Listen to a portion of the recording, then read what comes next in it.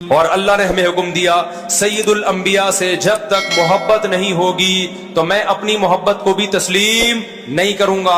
اے اللہ تو ہمیں بتا ہم نبی صلی اللہ علیہ وسلم سے تیرے حبیب سے محبت کے لیے ہم کیا کریں؟ اللہ نے ہمیں بتایا درود شریف کی کثرت کیا کرو، تو ہم درود شریف کی کثرت کے قائل ہیں۔ ہم نبی سے پوچھتے ہیں کہ آپ اللہ کے سفیر ہیں، یا رسول اللہ ہم آپ پہ درود کیسے پڑھیں؟ ہمارے نبی نے وہ بھی ہمیں بتا دیا، فرمایا جب دور ہو تو اللہم صلی علی محمد یہ والے درود پڑھا کرو، فرشتے مجھ تک پہنچا دیں گے، اور جب میری قبر پہ آ کے پڑھا کرو تو الصلاۃ والسلام علیک یا رسول اللہ، میں ڈائریکٹ تمہارے درود کو سن لیتا ہوں۔ تو ہمارے پاس اس بارے میں بھی ہدایات کیا ہیں؟ واضح ہدایات ہیں۔ اور درود پڑھنے سے عقیدہ توحید مضبوط ہوتا ہے۔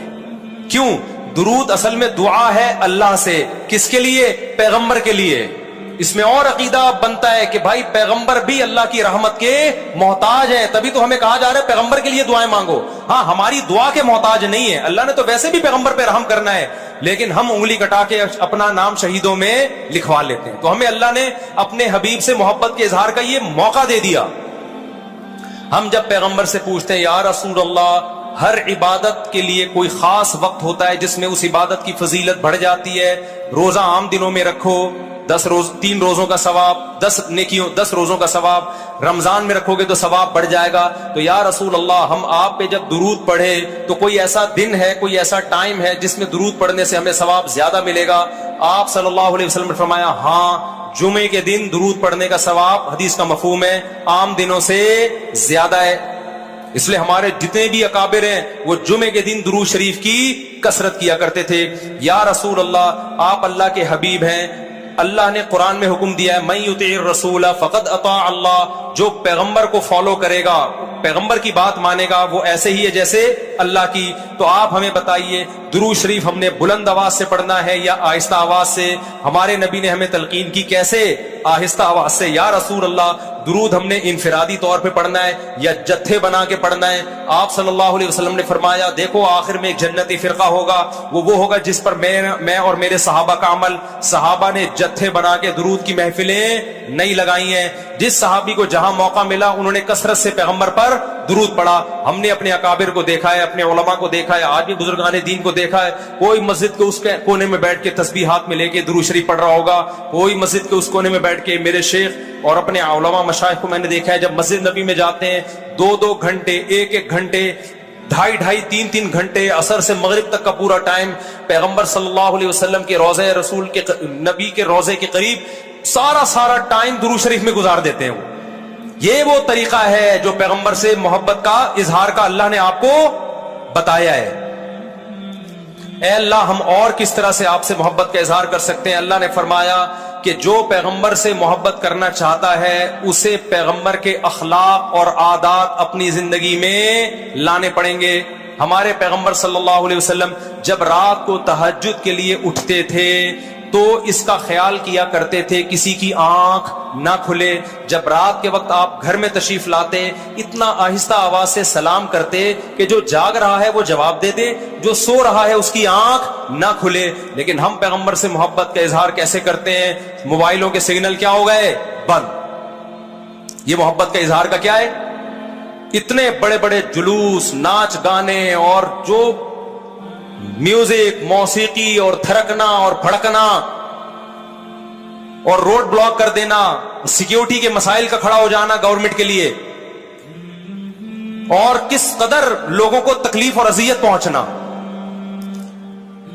تو یہ پیغمبر صلی اللہ علیہ وسلم کی سیرت بولو نہیں ہے۔ یا رسول اللہ ہم آپ سے محبت کے اظہار کے لیے کون سا حلوہ پکا سکتے ہیں؟ ہم نبی سے محبت، جب تک پیغمبر سے محبت نہ ہو ایمان قابل قبول نہیں ہے۔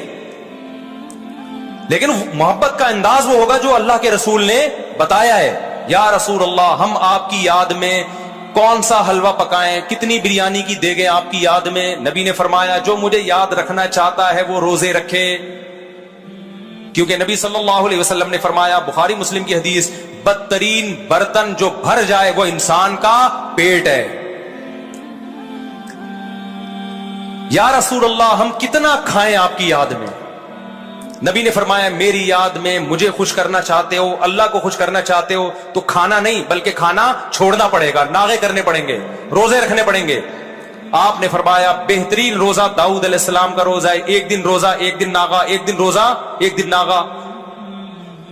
نہیں آئی بات میرا خیال ہے سمجھ میں. پیٹ بھرنے سے منع کیا, موٹاپے سے منع کیا. نبی صلی اللہ علیہ وسلم نے فرمایا, بخاری کی حدیث, سب سے بہترین امت میری, پھر اس کے بعد خیر القرون قرنی ثم الذین یلونہم ثم الذین یلونہم. پھر آپ نے فرمایا اس امت میں برائی آئے گی. وہ برائی کیا ہوگی؟ زیادہ کھانا, جس کی وجہ سے موٹاپا پھیل جائے گا. بخاری مسلم کی حدیث ہے. کھانے سے پتلا ہوتا ہے, موٹا ہوتا ہے. نبی فرما رہے میری امت میں جو سب سے پہلے برائی آئے گی جھوٹ اور موٹاپا. یہ بخاری کی حدیث ہے. ایک موٹاپا وہ ہوتا ہے جو نیچرلی ہوتا ہے, بہت سے اللہ والوں کو بھی ہم نے دیکھا ہے وہ بائی نیچر موٹے ہوتے ہیں, بھاری ہوتے ہیں, اس سے یہ کوئی گناہ نہیں ہے, وہ صحابہ کرام میں بھی تھے. یہاں اس موٹاپے کی برائی بیان ہو رہی ہے جو حلوے مانڈے کھانے کی وجہ سے, چاہے 11ویں شریف کے نام پہ کھاؤ چاہے 12ویں شریف کے نام پہ نہ. جب کھاؤ گے اس سے خدا خوش نہیں ہوگا, کھانے سے پرہیز کرو گے تو خدا کیا ہوگا؟ خوش ہوگا. آپ کہتے ہو ہم کھلاتے ہیں, کھاتے بھی تو ہو, اور جن کو کھلا رہے ہو وہ کون سا وہ لوگ ہیں جن کو 2 وقت کا کھانا نہیں ملا؟ وہ 6 محفلوں کے کھانے 11ویں پھوڑ کے آئے ہوئے ہوتے ہیں آپ کے پاس. ہم فراق یار میں گھل گھل کے ہاتھی ہو گئے, اتنے گھلے رستم کے ساتھی ہو گئے. یار کا فراق, یار کی جدائی, اس میں گھل گھل کے عاشق موٹا ہوتا ہے کہ دبلا ہوتا ہے؟ بولو نا, دبلا ہوتا ہے. لیکن شاعر کہہ رہا ہے آج کا جو عاشق ہے وہ یار کی جدائی میں گھل گھل کے ہاتھی ہو رہا ہے, بجائے پتلے ہونے کے کیا ہو رہا ہے؟ موٹا ہو رہا ہے. اتنا گھلتا ہے کہ رستم پہلوان کا ساتھی بن جاتا ہے. اسلام میں بھوکا رہنا سنت ہے, پھوڑنا پھاڑنا کھانا پینا یہ سنت نہیں ہے. 40 دن نبی کے گھر میں چولہا نہیں جلا, اور اگر آپ کھاتے ہو کھاؤ, مذہب کا لیبل مت لگاؤ اس پہ.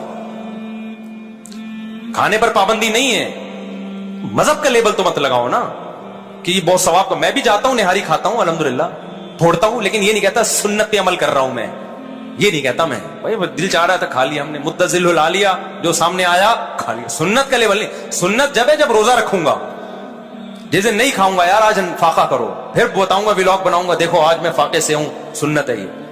پھوڑنے پھاڑنے کے بھی ولاگ ہم بناتے ہیں بس نہاری کے فضائل سنانے کے لیے کہ اتنی مزے کی, سنت سمجھ کے نہیں پھوڑتے. آپ آج ہماری سوسائٹی کھانے کو مذہب سمجھنا شروع کر دیا ہے. مذہب نہیں ہے کھانا, فاقے مذہب ہے, بھوکا رہنا مذہب ہے.